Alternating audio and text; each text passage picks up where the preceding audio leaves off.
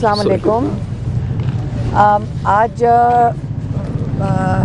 फैसल मलिक ने तो आपको बता दिया है कि केस के बारे में कि मसला ये है कि इसके ऊपर टाइम इतना पता नहीं हम क्यों ज़ाया करते हैं केसेस के ऊपर। सारों को पता है सारे झूठे हैं, सारे केसेस झूठे हैं। असल में जो इन झूठे केसेस से का नतीजा मैं आपको बता देती हूँ अब क्या हुआ है। अब हमारी अदालतों को कोई सीरियसली ले ही नहीं रहा है। जजेस के साथ ज़्यादती ये हुई है और मैंने एक लिस्ट देखी है जिसके अंदर मेरे ख्याल में 50-60 जजेस हैं जिनको हटाया गया इन अदालतों से क्योंकि वो ईमानदार जजेस थे और वो अपने ज़मीर और आइन के मुताबिक और रूल ऑफ लॉ के मुताबिक फ़ैसले देना चाहते थे। उन्होंने इनकार किया होगा या उनको घबरा रहे होंगे या उन्होंने कोई आइन और कानून के मुताबिक फ़ैसले दे दिए होंगे, उनको हटा दिया गया। यहाँ कई अदालतों में से लोग हटा दिए गए हैं, तो जो बच गए हैं इनके ऊपर भी बड़ा प्रेशर होगा। लेकिन अब मैं जजेस के साथ बात करना चाहती हूँ, मैं वकला को कहना चाहती हूँ, आपके सामने सारा निज़ाम दफन हो चुका है। आपके सामने जजेस अकेले तन्हा खड़े हैं और उनको साथ देने के लिए कोई नहीं है। अब वक्त आ गया कि आप लोग जो ईमानदार जजेस हैं उनका साथ दें, लेकिन पाकिस्तानी कौम का बिल्कुल जो थोड़ा बचा हुआ एतमाद है वो भी ना ख़त्म कर दें। ये इमरान खान की पीछे लग कर उससे खौफ खा के उससे, क्योंकि वो लोगों के लिए बात कर रहा है, तो जजेस भी यही काम करते हैं। वो जजेस का काम होता है कि लोगों को इंसाफ दें। इंसाफ का मतलब ये होता है कि वो दोनों तरफ की वो बात सुन के आइन की या कानून के मुताबिक फिर फ़ैसला देते हैं। हमें तसल्ली होती है कि जज साहब के जब हम सामने जाएंगे, हम अपना मौक़िफ़ पेश करेंगे तो जज साहब सुनेंगे। हम वकील हमारे जब पेश करेंगे जज साहब सुनेंगे। आजकल हालात ये हैं को अदालत के कि पहले फ़ैसले सुना दिए जाते हैं टीवी के ऊपर। अब तो मजाक बन गया, हमारी अदालतों का ये मजाक उड़ा रहे हैं। जो इंसान पहले आके टीवी पे बैठ के एंकर इतनी फ़ख्र से सुना रहा होता है फ़ैसला, वो तो तौहीन ने अदालत कर रहा है। वो इन कुर्सियों की जो इंसाफ की ये जो कुर्सियां हैं, ये जो निज़ाम है, ये बड़ा अहम है पाकिस्तान को चलाने के लिए। अगर वो टीवी के ऊपर फ़ख्र से बता रहे हैं कि ये सज़ा दी जाएगी, इसका मतलब सज़ा कहीं और लिखी जा रही है। अब आज एक केस को तेज़ कर दो, आज एक केस को आहिस्ता कर दो, ये जज तो नहीं फ़ैसला कर रहा। वहाँ पे एजेंसियों के बंदे अंदर आके खड़े हो जाते हैं। जज की ज़रूरत नहीं है कि ना करे, क्योंकि वो अब आके प्रोसीडिंग्स भी देख रहे हैं। अगर अब मैं ये बात करूँगी, आधे आप लोग बात ही नहीं कर सकोगे, मेरे ऊपर 2 केसेस और बन जाएंगे। देखें, पाकिस्तान की जो स्टेट है वो अवाम है। यहाँ पे जो 25 करोड़ लोग हैं ये इनका मुल्क है और बाकी हमारे टैक्स पेयर के पैसों पे हम लोगों को तनख्वाहें देते हैं कि आप हमारी मैनेजमेंट करो। आप एक इदारा और ये जो सारे चलाने के लिए हमारे लिए चलाने हैं आपने। आप ये तो नहीं कह सकते कि जब मैं नौकरी करने आऊँगा तनख्वाह भी आपसे लूँगा और आप मेरी खिदमत करो और मैं जब दिल करे आपको मुजरिम साबित कर दूँगा। जज साहब की भी हिम्मत नहीं है। बंदूक के ज़ोर से ये चीज़ें नहीं चलने वाली। देखें, 25 करोड़ लोग हैं इस मुल्क में। आप उनको ये समझते हो कि आप बंदूक के ज़ोर से डरा दोगे। दुनिया में आजकल ये चीज़ नहीं हो रही। जवान नस्ल खड़ी है, उनका मुस्तकबिल है और वो इंशाल्लाह अपने लिए खड़े होंगे। हमारा मुस्तकबिल नहीं है। आप हमें जेल में 5 साल डाल दोगे तो हम तो ज़िंदगी के आखिरी हिस्से में हैं। आप ये सोच रहे हैं कि इमरान खान को जेल में डालोगे तो वो कितनी देर बर्दाश्त करेगा?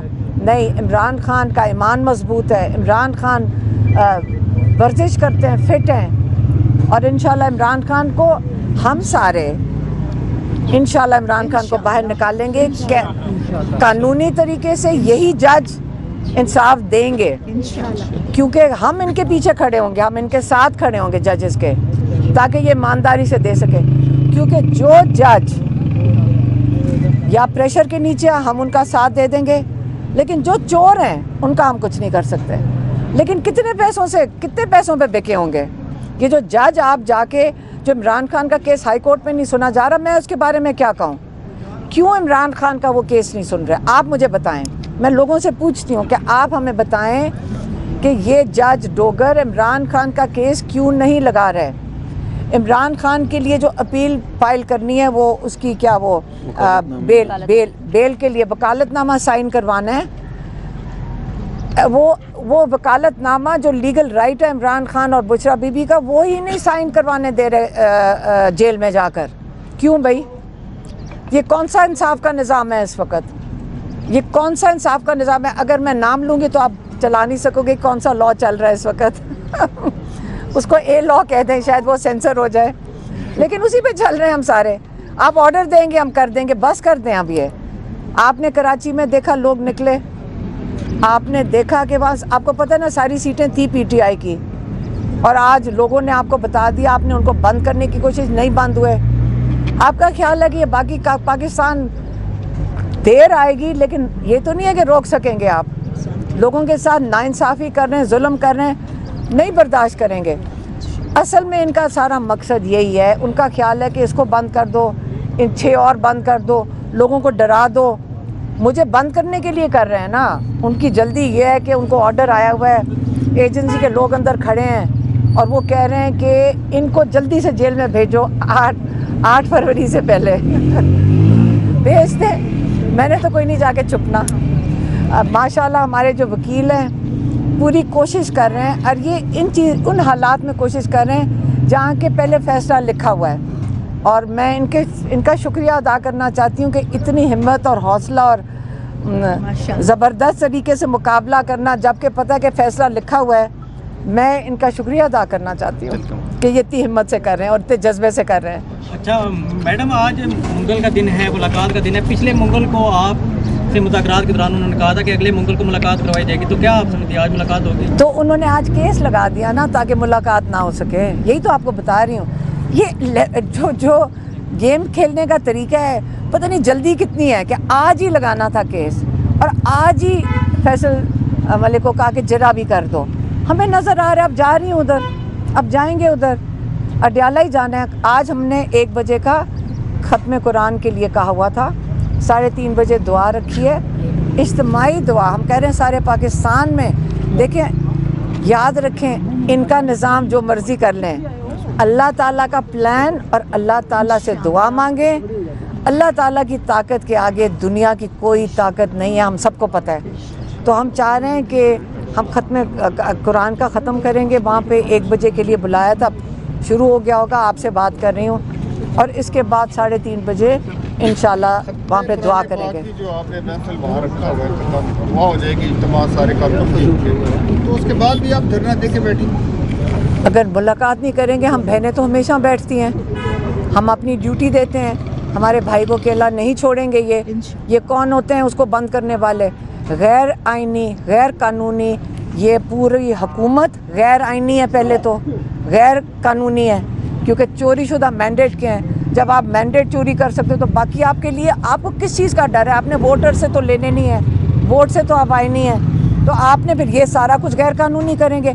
ये पाकिस्तान को देखने के लिए मिसाल है कि जिस दिन आपके वोटों से नहीं आएंगे लोग, फिर वो आपको जवाबदेह भी नहीं है। और इस वक्त जब हम वहाँ बैठते हैं, हम चाहते हैं कि आप हाईलाइट करें कि ये गैर कानूनी और गैर आइनी तरीके से इमरान खान को कैद तन्हाई में रखा हुआ है, जो टॉर्चर में दुनिया में इंटरनेशनल लॉ के मुताबिक टॉर्चर है। और हम क्यों नहीं बैठेंगे? अपने भाई को अकेला नहीं छोड़ेंगे, हम बैठेंगे उसके साथ जब तक ये मुलाकात नहीं कराएंगे। तो यहाँ पे कारकुनों के हमरा आ जाती है दुआ, शाम 6 बजे 8 बजे के बाद रात 10 बजे, तो कारकुन आपको अकेला छोड़ देते हैं या सर्दी की वजह से लोग चले जाते हैं? अमूमन ये कहा जाता है कि 25, 30, 100 आप तो उधर होते हैं ना, आप होते हैं ना, बस आप ही काफ़ी है हमारे लिए। जो तो साथ बैठते हैं, हमारा भी वहाँ पे आना जाना बंद हो जाए। आप क्योंकि साथ देते हैं, जो साथ देता है वो कीमती है, बस।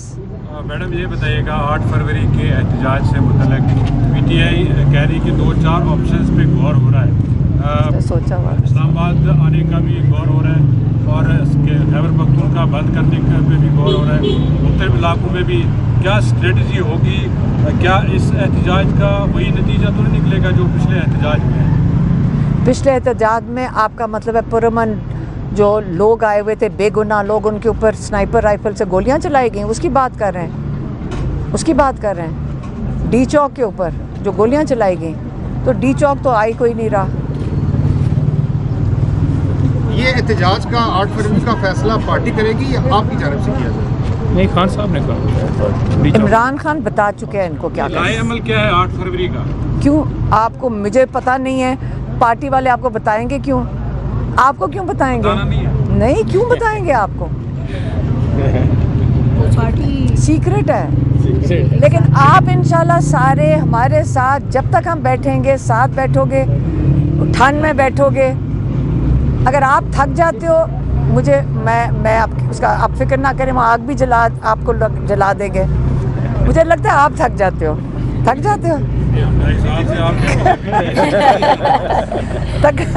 तो आप भी मजबूत हो गए हो ना। बाद में चले जाते हैं। हाँ, ठंड इनको भी लगती है, चले जाते हैं कुछ टाइम के बाद। नहीं, ये बैठे होते हैं, आप सारे बैठे होते हैं। आप सारी रात बैठेंगे, वाटर कैनन होगा, साथ शामिल हो जाना। हम रेनकोट्स लेकर आए हुए हैं, हमारे बच्चे भी आए हुए हैं। तैयारियां क्या करके आई हैं? आज आपने बैठना ही बैठना है, क्या रेनकोट, बस वो जो रेनकोट ही बरसाती चाहिए होती, कुछ नहीं होता। प्लास्टिक वाली जो बरसाती है, बस वही चाहिए। हाँ, पूरा बरसाती। पहली दफ़ा जब वाटर कैनन का इस्तेमाल हुआ तो फैसल मलिक साहब आपने भी कहा था कि हम इनके खिलाफ कानूनी कार्रवाई करेंगे, कि फोरम पर हम जाएंगे। लेकिन हर दफ़ा ये उल्टा होता है, उल्टा उन्होंने आपके जो मेम्बरान हैं उन पर पर्चे भी दिए, गिरफ्तारियां भी की। तो इस हवाले से क्या लाया? जी बिल्कुल, इस पे हमारी लीगल टीम वर्किंग कर रही है और एप्लीकेशंस मूव कर रहे हैं, हम लोग तैयार कर रहे हैं। देखिए, इसमें काफ़ी लीगल स्टेप्स हैं, तो डेफिनेटली हम लोग करेंगे, हम एप्लीकेशन मूव करेंगे। देखिए, कोई अगर सरकारी मुलाजिम भी है, कोई जेल अथॉरिटीज़ है, कोई पुलिस है, उन्होंने कानून के मुताबिक अमल करना है। अगर वो कानून की जो रेड लाइन है उसको क्रॉस करेंगे, लाकानूनियत करेंगे, गैर कानूनी काम करेंगे, तो उनके खिलाफ भी FIR होगी। जैसा कि फ़र्ज़ करें, जैसे कोई प्राइवेट शख्स मर्डर करता है, गोली चलाता है, उस पर कत्ल का मुकदमा होता है, वैसे ही अगर कोई पुलिस वाला वर्दी वाला गोली चलाएगा, उस पर भी कत्ल का मुकदमा होगा। अगर कोई प्राइवेट शख्स इस तरह की ख़वातीन पे पानी फेंके, उन्हें हरासा करें, उन्हें परेशान करें, उन्हें नुकसान पहुंचाए, उसके खिलाफ कार्रवाई होगी। ऐसे ही तमाम पुलिस वालों के खिलाफ और जो तमाम ऑफिशियल्स हैं जिन्होंने ये हरकत की, उनके खिलाफ कानूनी कार्रवाई होगी। Thank you.